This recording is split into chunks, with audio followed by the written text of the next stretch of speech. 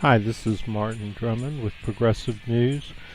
It's Monday, April 8th, 2019. And today I want to talk to you about housing. Really, there's two sides of this because you would think like ownership would be the key, right, to solving the housing problem. But as long as we live in a capitalist system, we're going to be forced to move around a lot. And that's part of what makes the capitalist system not make sense. That's why I advocate a command economy where people can at least choose, like where they want to live and, so they can try and map out, if they like to move around a lot, maybe they can work out a deal to where they can go from one place to another. But the capitalist system just more or less arbitrarily moves people around a lot, and that creates something called it's a type of unemployment, cause displacement, I think is it's called, but it could be something else.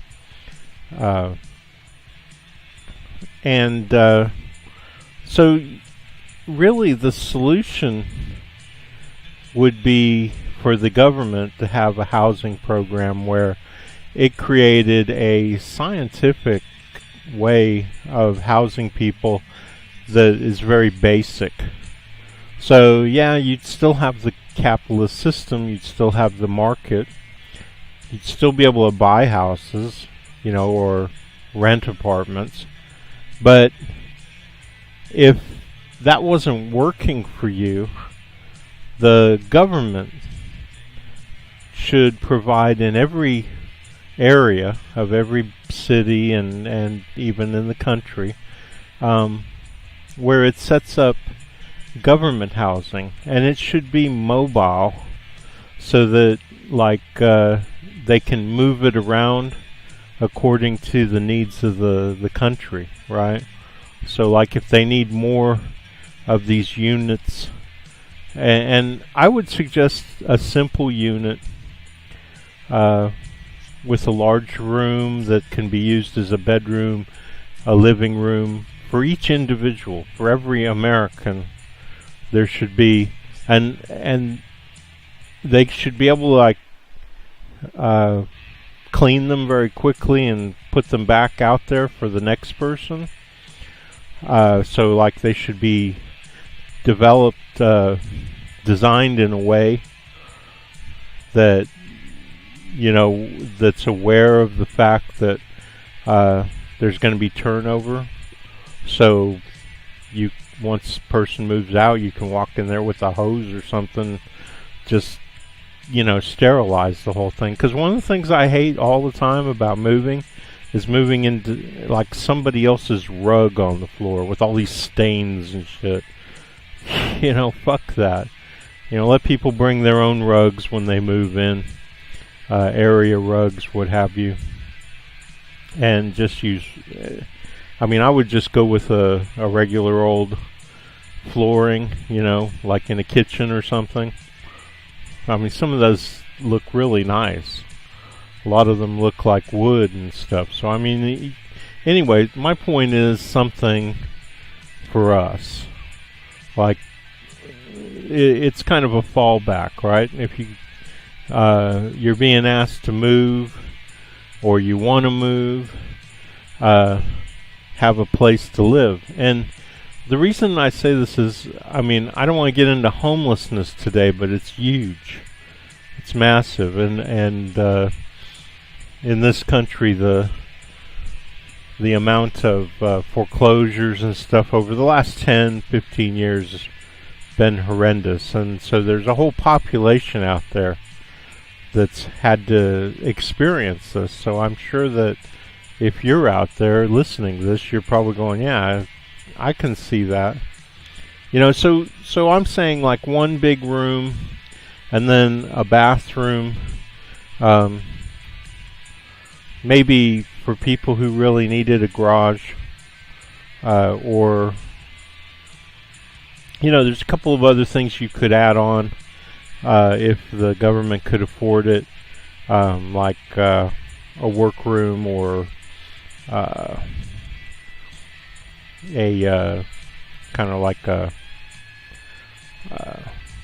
where people do different kinds of like we use our garages for stuff. Yeah, you might want some kind of structure for your car, but that's not really necessary. I've been parking on the street all my life, so whatever. So the room though would have a freezer and everything you'd need, cooking, maybe a microwave, maybe a toaster oven, maybe a rice cooker and a electric skillet, things like that. Not a whole kitchen, just something in the room that you can use, and an area where you can use it safely, obviously, and a bathroom. So just that, and that should be able to be picked up and moved. Like if Cincinnati is short on them, then they should be able to go to Columbus, Ohio, and move some of them down to Cincinnati. Things like that. Now, why am I saying this? Well, it's because so many people are suffering. Let's look at this first. Today's manufactured home. You bought a house. Okay, I think I'll get it, but for the record, that sexy saxophone riff would make a reveal of anything seem good. Here, I'll show you. You bought a taxidermy fox? You bought a fox? But it is true. It is true. It can be genuinely hard to tell the difference between manufactured homes and conventional homes, just like it's hard to tell the difference between Jessica Chastain and Bryce Dallas Howard. The difference is, like a mobile home, Bryce Dallas Howard is assembled off-site, then placed on wheels and moved to her permanent location. Around 20 million people live in mobile homes. That's roughly 1 in 18 Americans. And they're one of America's last affordable housing options, costing up to 50% less per square foot than a conventional house, which is great. But in recent years, some of the biggest investors in America have moved into this industry. According to one new report, over 100,000 home sites, traditionally run by mom-and-pop businesses, are now owned or partly owned by private equity firms like these. So the homes of some of the poorest people in America are getting snapped up by some of the richest people in America. And luckily, there have been no problems whatsoever. Except I'm obviously kidding, it's going terribly. If you do want to hear me lie about stories to make you feel better, you might enjoy our spin-off show, Everything's Fine, with John Oliver. Did you know ISIS is just hamsters? This little terrorist name is Dumpling, and he doesn't even know how to use his gun. Sadly, back in the real world, the truth is, the rise of big money investors in mobile homes has led to a corresponding spike in rents, fees, and local news stories like these. People living at a local mobile home park outraged over the sharp increase in lot rent. Rents were raised by as much as 36%. Rents were raised by nearly 60%. Ella Karcher lives on a fixed income. Her lot rent's just gone up, and it all adds up to a bill she can't afford. Now it's a matter of, okay, now which medication am I going to take in half so that I can make it stretch out a little bit longer? That's clearly horrible because nobody should be made to stretch out medicine. It's sad enough when you stretch out your almost empty bottle of shampoo by adding a bunch of water, and if you didn't relate to that joke, you haven't suffered a single day in your life. So tonight, let's take a look at the mobile home industry. Let's start with the company. Okay, so that's clearly disgusting. And that's your capitalism at work, people. Big companies coming in and buying up. Mom and pop owns a piece of land, decides to rent out to people to put mobile homes on it, and raising everybody's rent. Not to say that mom and pop wouldn't raise the rent ever, but I mean, obviously he's done a little bit of research, and this the big companies, the corporations are the problem. And that's why I say the United States government needs to step in. I mean, we need to have rent control. We need to have government housing. All that. Now, here's another one. Do you remember this guy? His name is Michael Rotondo. He was a 30-year-old grown man with a ponytail who went through a court battle with his parents after they attempted to evict him from their house in upstate New York. And when Michael's story became national news, he was mercilessly dragged by cable news and angry uncles on Facebook for being proof to baby boomers that millennials are all entitled, lazy pieces of shit who can't stop leeching off their parents. And while his story is admittedly ripe with material for late-night hosts and Twitter pundits, Michael, like a lot of us, is literally just trying to find a place to live in a country where there isn't a single state where someone earning minimum wage can afford a 2-bedroom apartment. And if you give me a second, I can explain why so many of us are working our asses off just to be able to share the roof that we can barely afford to keep over our heads. Okay, I did a piece on, what's his name, Michael Rotondo, just a long time ago, so I don't remember it very well. But I can tell you this, and I find this really obnoxious.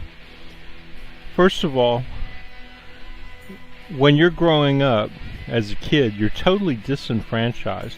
I mean, the fact that you can't make a living doesn't seem to matter to capitalism. As a matter of fact, they seem totally oblivious. Well, more than oblivious, they seem to like it.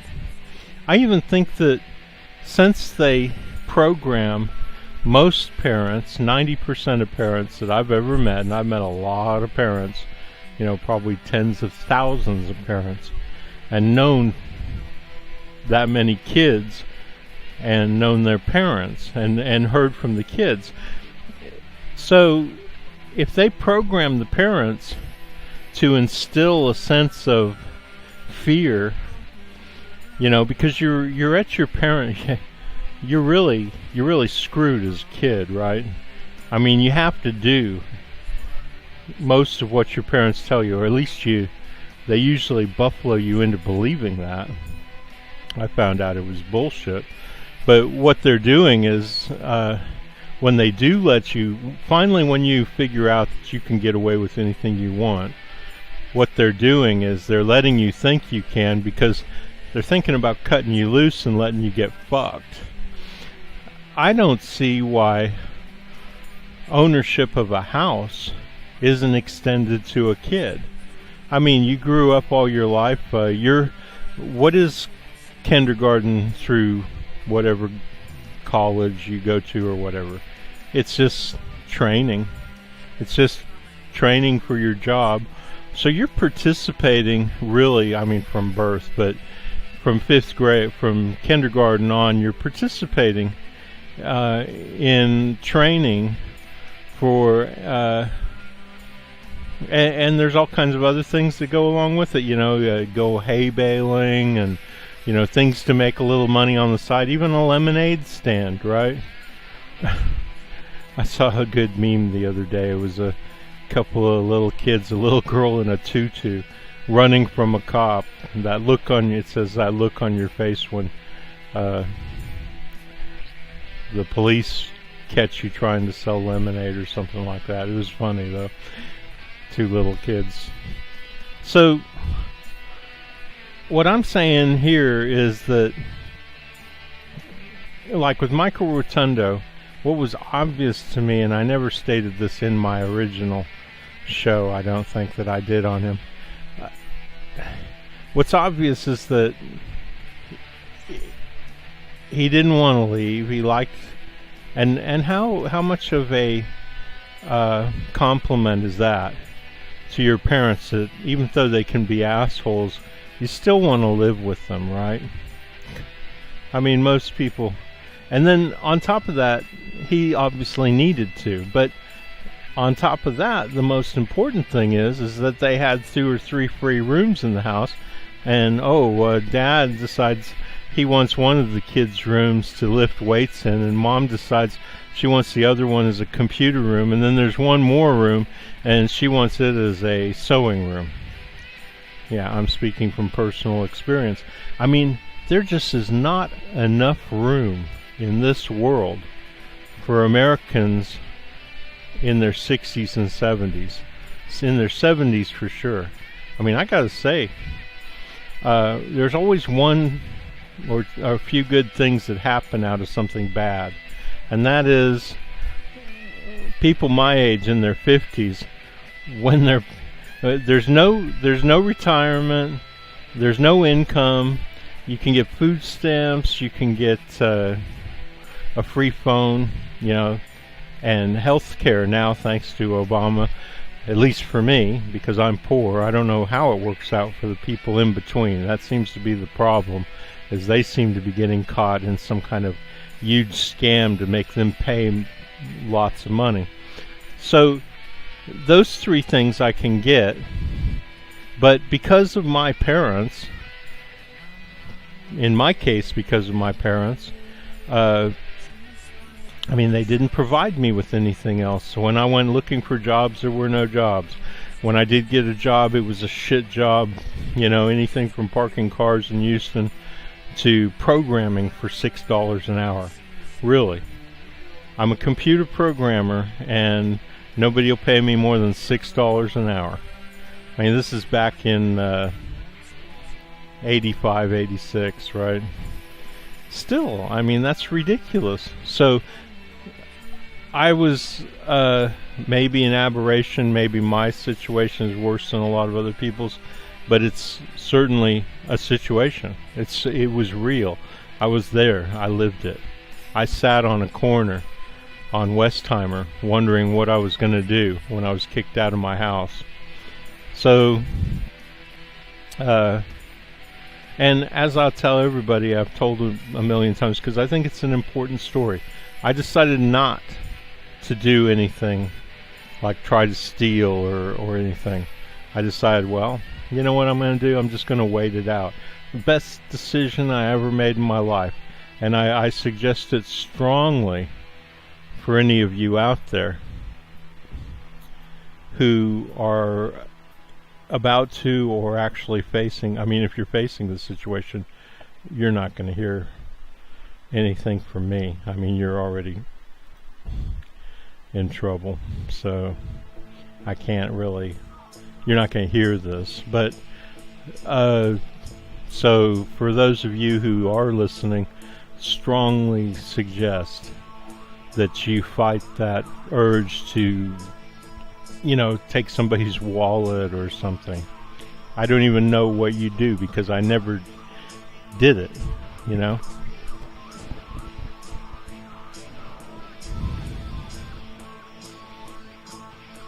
So with Michael Rotundo, it's obvious his parents have a house. Perfect place to raise a kid. And he obviously loves his kid, or kids, whatever, I don't remember anymore. And he doesn't want to part with them.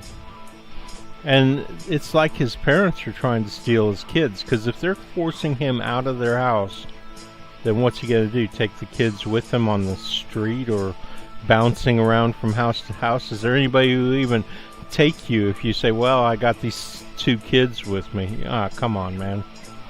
I mean, the whole thing is stupid. If we had my plan in place with the units, they'd give him 3 units. Like, say he's got 2 boys. I'm just trying to remember what he had. But say you have 2 kids, and suddenly you're homeless like that. Matter of fact, he might have opted not to ever stay in his parents' house with the 2 kids if the parents were assholes. I mean, you know, if they were trying to make him feel uncomfortable. And how fair is that to the rest of us, that people should be able to have whole houses and have rooms for every little thing that they want to do, and storage and all the shit that none of us have? What kind of, I mean, I worked harder than they did in my life. Why don't I get those kind of things? these are the many things that people are not willing to face when they're looking at the community, U.S., American communities around the U.S. They're unwilling to face the fact that there's a certain demographic, a certain segment, white people, right, that for the most part they get everything they want and make everybody else work for what they want. But then when it comes time for other people to work for what the people who did the work want, then oh no, sorry, I know you built 20 houses in this subdivision, but you're not going to get one. See what I'm saying?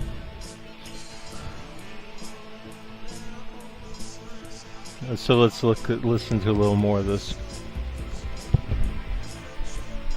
In 2017, about 43 million Americans spent more than $485 billion on rent, which is the most money ever spent on rent in the history of,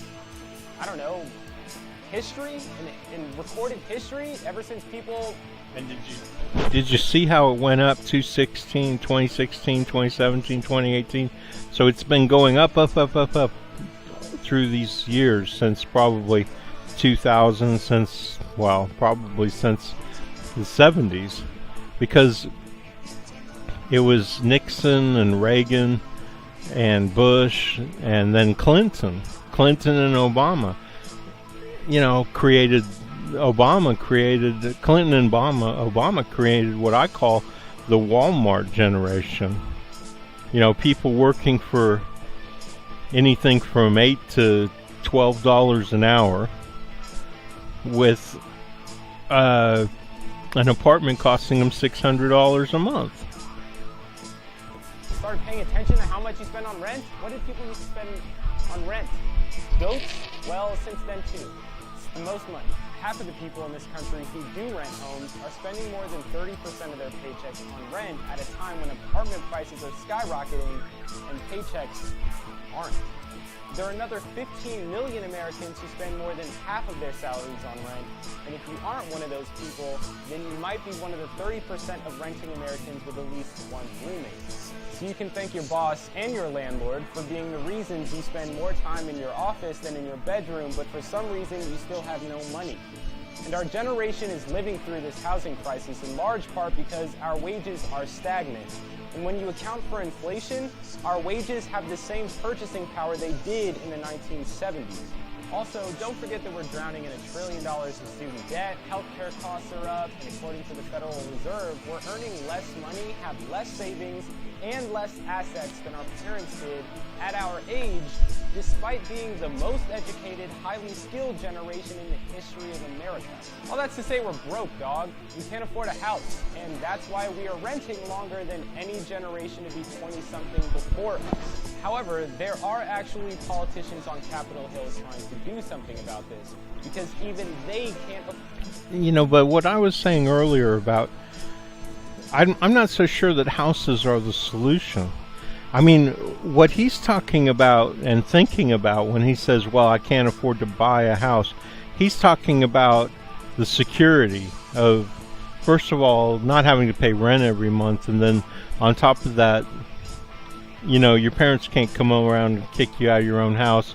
You can't, a paid-for house is obvious, But what I'm saying is that we need to create that security through a government housing program that is designed for mobility and mainly designed to take care of the people on the bottom, right? And, just to wrap this up, because I think I'm done here, just to wrap this up, I want to say that I don't advocate giving anybody anything. There's one thing that every person has to have to qualify for government programs, and that is the willingness, not the ability, because a lot of people are ill or sick or there's disabled people, So not the ability, but the willingness to do your part. You partake in the wealth. You should be willing to participate in its creation to your ability, right? I mean, I think Karl Marx said that, and I'm sure that's why he's so popular, you know, because a little bit of common sense goes a long ways, right? So, yeah, this is Martin Drummond with Progressive News, and thank you for watching.